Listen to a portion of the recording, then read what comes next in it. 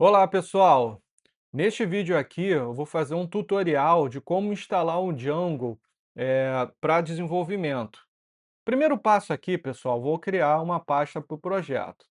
Criar aqui uma nova pasta, vou chamar de e-commerce, deixa eu renomeá-la aqui, chamá-la de e-commerce, deixa eu ver aqui, e-commerce, pois vai se tratar de um exemplo de um e-commerce. Aqui nessa pasta eu vou chamar o terminal, né, clicando com o botão direito, novo terminal na pasta. No Windows eu posso clicar e chamar o terminal, caso não apareça, eu posso entrar na pasta, digitar no endereço do lado do Windows Explorer, colocar PowerShell, que ele também vai abrir a pasta no terminal, no caso do PowerShell. Então vou abrindo aqui meu terminal, vou dar um zoom aqui para poder ficar mais nítido, né? E vou verificar, por exemplo, se o Python está instalado no meu computador. Digitando Python traço traço menos verso, ele vai trazer a versão, né, se caso ele tiver instalado.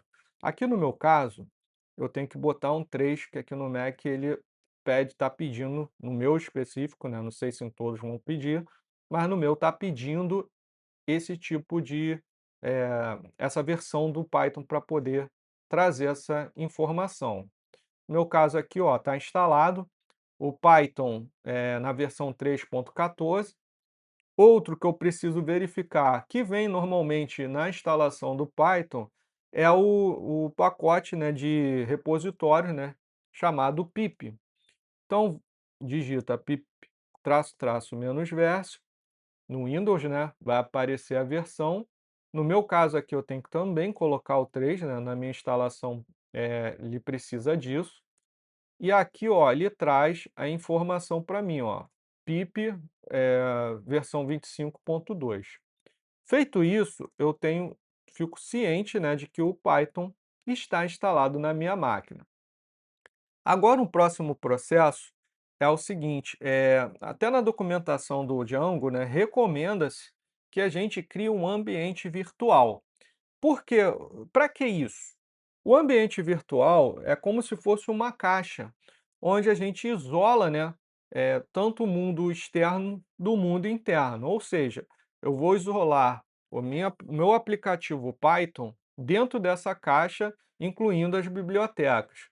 Isso traz com que tudo quanto é bibliotecas que eu utilizar no meu no meu projeto, né, sejam só fiquem só ali no isolado, né, nesse ambiente.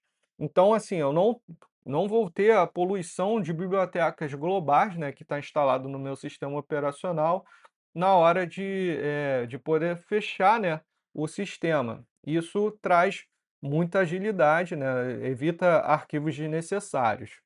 Então, para eu poder fazer isso, eu vou precisar digitar Python "-m", venv, né, que é o arquivo virtual do Python.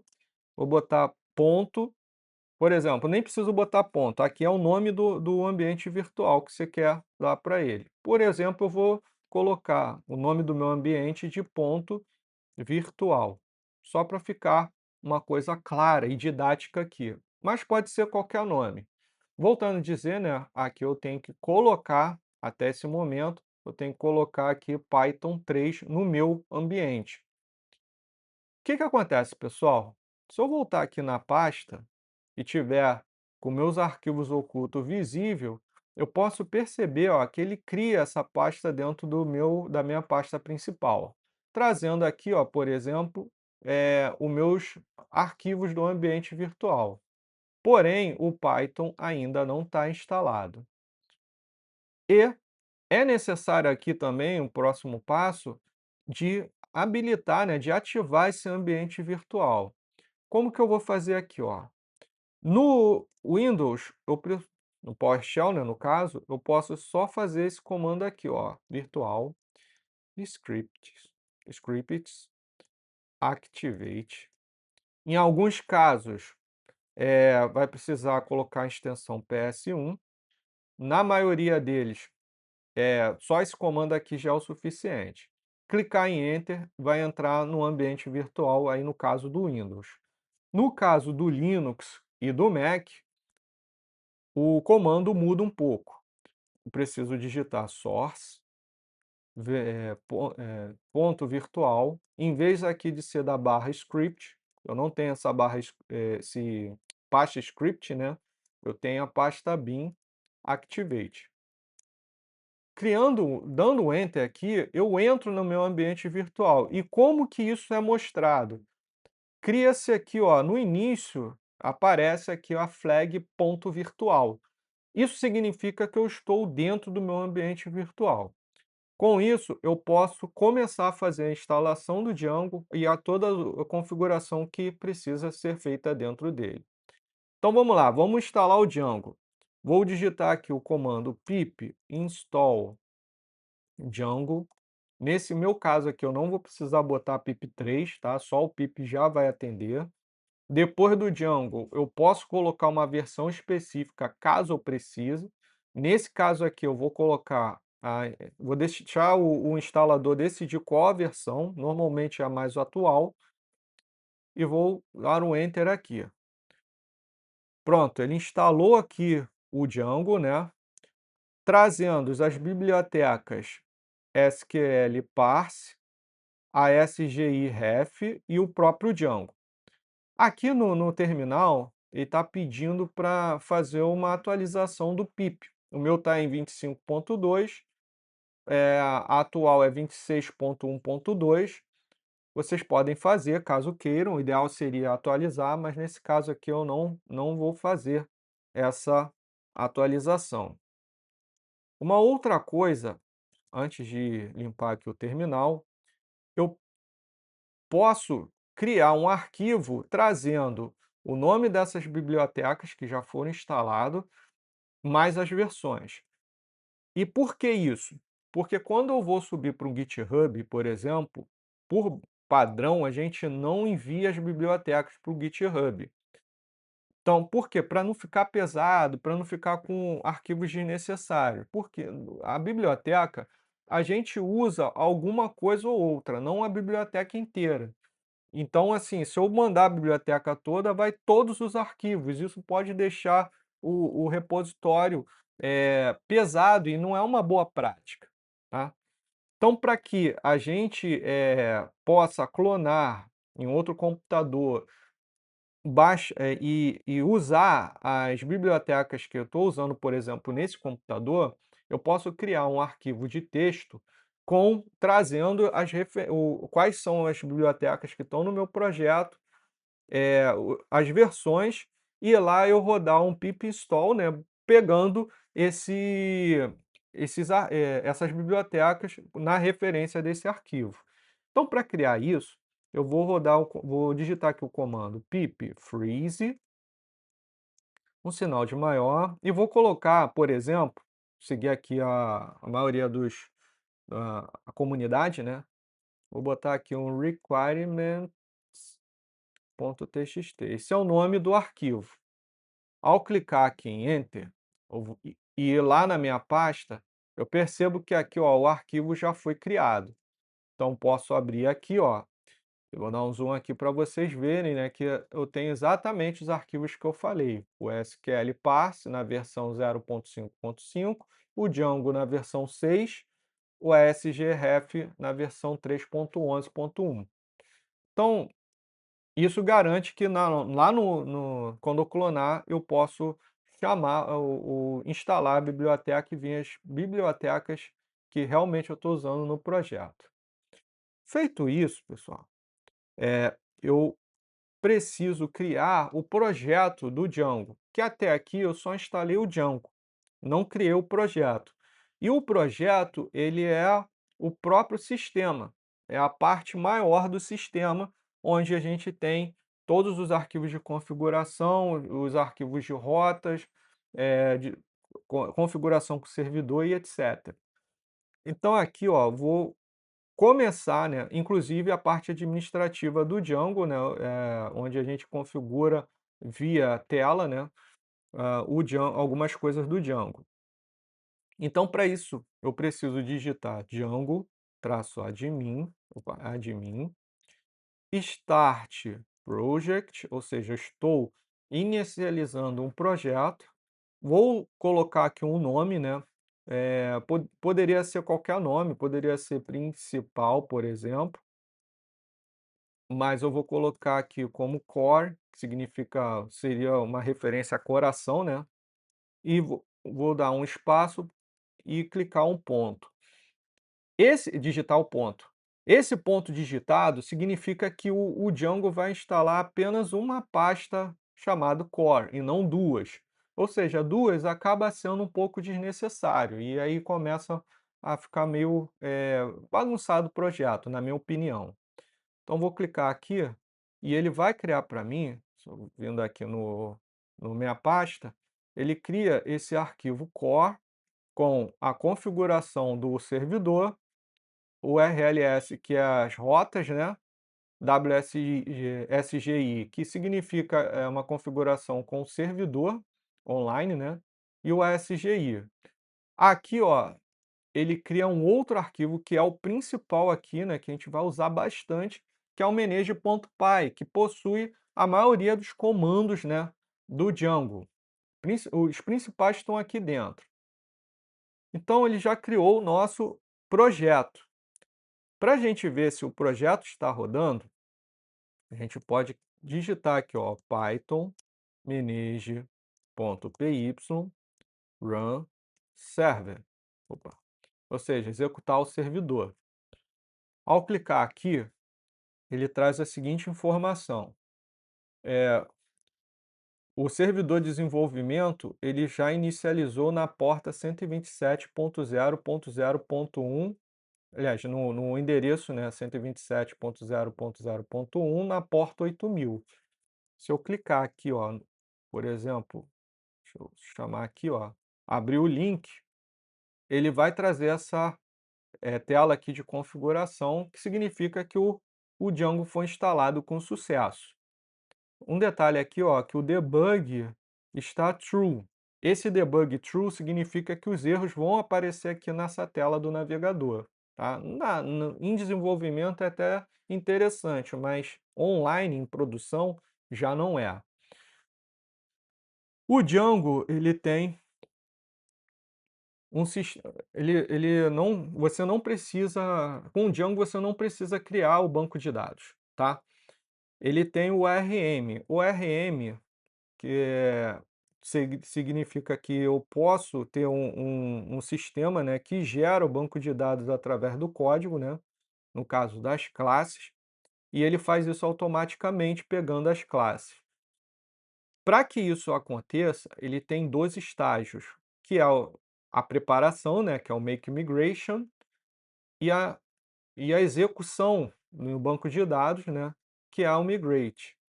A preparação significa que eu vou pegar a classe e vou preparar a ponto de ter um códigos SQLs, por exemplo, ali dentro do sistema, transformado, né, a classe em SQL, né, basicamente. E o migrate, ele é a própria execução no banco de dados. Se vocês repararem aqui, ó, ele tem uma mensagem em vermelho, que diz que eu tenho 18 migrate, né, ou migrações não aplicadas. Se eu olhar mais a fundo aqui, né, ele vai dizer quem que não está migrado. Admin, que é a parte administrativa, né, do Django, né? O Auth, que é voltado para a questão de autenticação, Content Type e as sessões. Para que eu possa deixar isso funcionando, eu preciso rodar, ó, esse comando aqui, ó, python manage.py migrate. Então a gente vai parar o servidor aqui, né, no momento, Ctrl C, ele para o servidor, e eu vou digitar o comando aqui, ó, python manage.py migrate, para criar o meu banco de dados. Eu ainda não dei o enter, né? Mas, por exemplo, posso vir aqui, ó, num sistema aqui de banco de dados, né, no caso aqui eu estou usando o The Beaver, eu vou só deletar aqui e vou, no momento ele não vai aparecer nada, né, porque aqui no meu arquivo não tenho o SG, o no caso o banco de dados, né, se eu olhar aqui na pasta, não, não, tem que já tem aqui o SQLite 3. Então vamos pegar aqui no The Beaver, por exemplo, eu vou só deletar esse cara aqui, deletar, que eu já tinha feito um, né. Vamos pegar o SQLite 3, né, que é no caso aqui, ó, vamos conectar o SQLite, nós vamos procurar aquele arquivo, né, eu já estou na minha pasta e-commerce, vou procurar o SQLite 3 e vou abrir. Aqui eu vou verificar aqui a conexão, ó, testar a conexão, ele está ok, né, está conectado, e vou finalizar.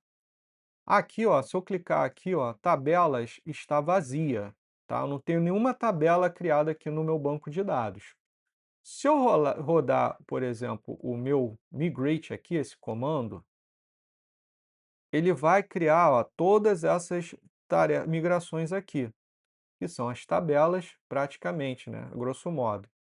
Vou atualizar aqui o meu The Beaver, só para mostrar para vocês que ele criou aqui, ó, todas as tabelas, ó, Auth User, o Django Admin, o Content Type, Migration e Django Session. Ou seja, agora eu tenho um banco de dados, né, as tabelas do banco de dados adicionado ao meu projeto.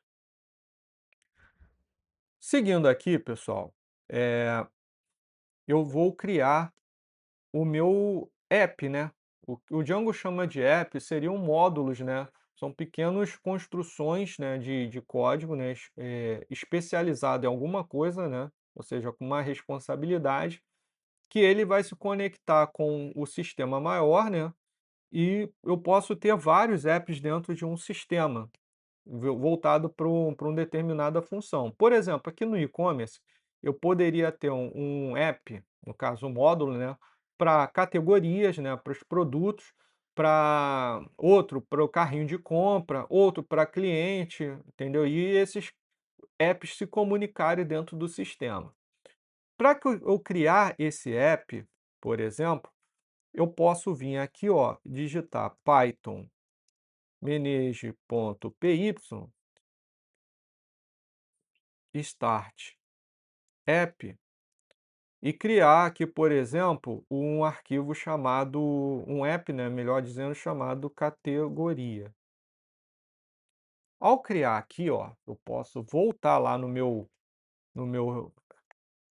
na minha pasta e ver que aqui em cima eu criei categoria, onde vem os arquivos admin.py, apps.py, a pasta migration, né, que ainda agora, por enquanto, ainda não tem muita coisa, só essa inicialização, o models, o teste e o views. Models, pessoal, é uma camada, eh, que, por exemplo, o Django ele tem a arquitetura MTV, Models, View, perdão, MVT, Models, View e Template. Models vai ficar com a parte de classe, né, banco de dados e regras de negócio.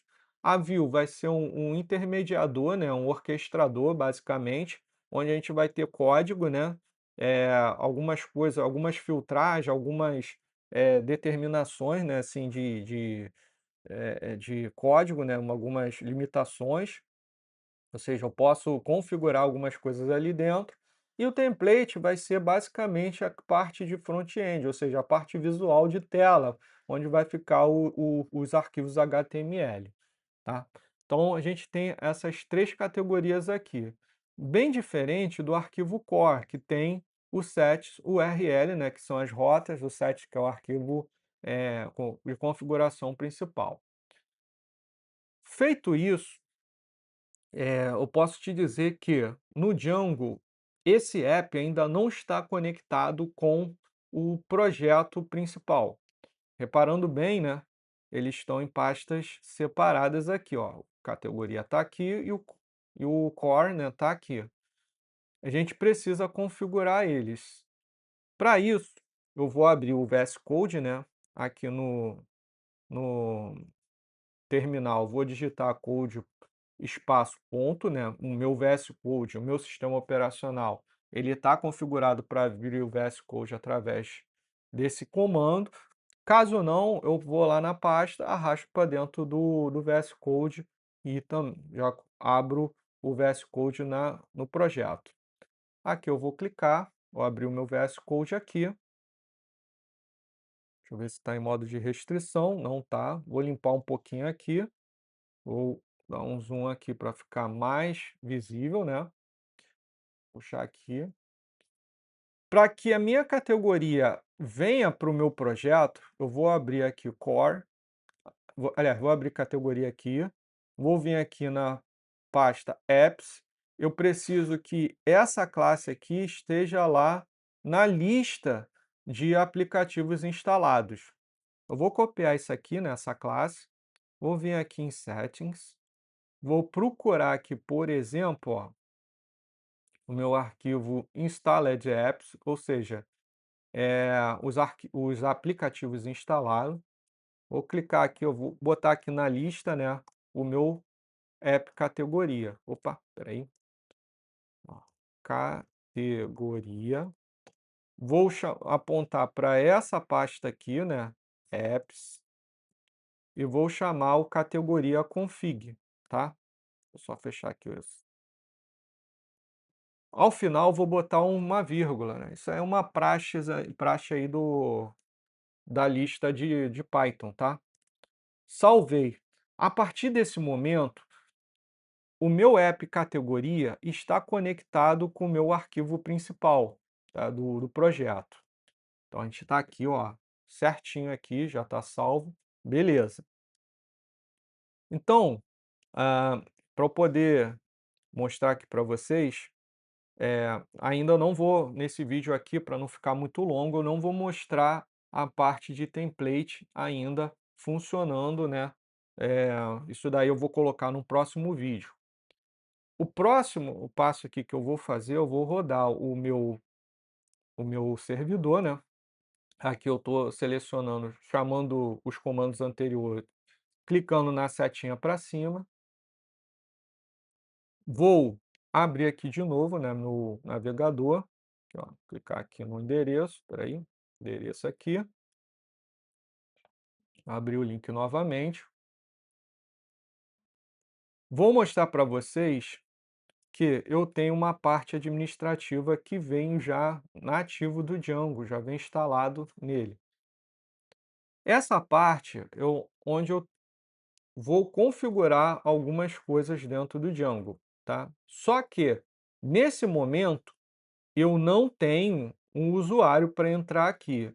E como que eu faço isso? Como que eu posso fazer a criação desse usuário para poder, acessar essa parte administrativa? Eu vou vir aqui, né, vou parar novamente o servidor, Ctrl C, fazer uma limpeza aqui, e vou criar esse superusuário. Como? Digitando o comando python meneg.py create super user. Ao clicar em Enter, ele vai pedir para eu colocar o nome de um usuário. Se eu deixar em branco, ele vai deixar como Ricardo Azeredo. Eu vou botar aqui como Ricardo Azeredo mesmo. O e-mail, ele está pedindo aqui o e-mail. Por padrão, posso deixar em branco, que ele vai pular isso. Se eu botar aqui, eu vou botar aqui um e-mail, né? Meu, por exemplo. A senha. Aqui eu vou digitar a senha que eu vou acessar meu sistema. Só que, conforme eu vou digitando aqui, não aparece nada, né, ali no terminal. Isso por motivo de segurança. Vou clicar o Enter, né, aqui, vou digitar a mesma senha novamente, e se tudo estiver certo, aqui já não bateu. Eu vou ter que digitar de novo. Eu digitei alguma coisa diferente. Se tudo der certo, ele vai mandar uma mensagem que foi criado de forma bem-sucedida, que é o caso aqui que apareceu nesse momento. Então, eu vou rodar novamente aqui o servidor para poder entrar lá na área administrativa. Aqui na área administrativa, eu vou colocar o meu endereço, né, de usuário, né, que é o Ricardo Azeredo, e a minha senha. Pronto. Eu entrei na minha área administrativa. Essa área administrativa tem a tabela, né, de usuários e de grupo. Eu clicando aqui, ele tem aqui, ó, meu superusuário cadastrado, assim como lá no The Beaver também, eu posso ver no banco de dados, né, que aqui na tabela Auth User, eu tenho, ó, o meu usuário aqui cadastrado, né, que é o Ricardo Azeredo, e ele criptografa, né, a minha senha, tá? Ou seja, cada usuário que entra aqui, que coloca a sua senha, quem olha para o banco de dados não consegue identificar essa senha. Então, isso aqui é uma questão de segurança. Então, pessoal, eu criei aqui eh, a configuração aqui do meu Django, né? Uma outra coisa aqui, só que antes de terminar, é que perceba, por exemplo, que aqui na minha área administrativa eu tenho a parte de ver o site, de alterar a senha, de logout, né, ou seja, sair aqui dessa área. E percebam, pessoal, que isso aqui está tudo em inglês. Está tudo em inglês mesmo.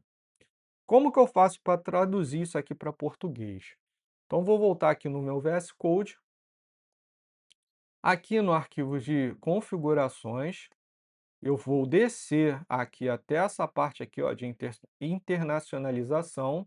Vou trocar aqui para PTBR, que é o português brasileiro. No time zone, que é o fuso horário, e às vezes a gente trabalha com questão de horas, né? De data e hora. Eu vou colocar o fuso horário aqui, que é do Brasil, né? No caso, que é o América barra São Paulo, escrito desse jeito, tá, pessoal? Opa, é escrito desse jeito, ele é basicamente o horário de Brasília, né, o fuso horário de Brasília. Com isso, voltando aqui na minha área administrativa, eu posso perceber que ele mudou a, a tradução do meu sistema. Com isso, eu tenho um sistema traduzido para o português que é muito mais amigável para os usuários que a gente tem aqui no Brasil. Então, pessoal, baseado nisso, criei esse tutorial para poder trazer essas informações de configurações iniciais do Django. Espero ter contribuído. Vai sair um outro vídeo falando sobre como configurar o app com esse sistema aqui e criando o template também, ok? Até o próximo vídeo. Um abraço.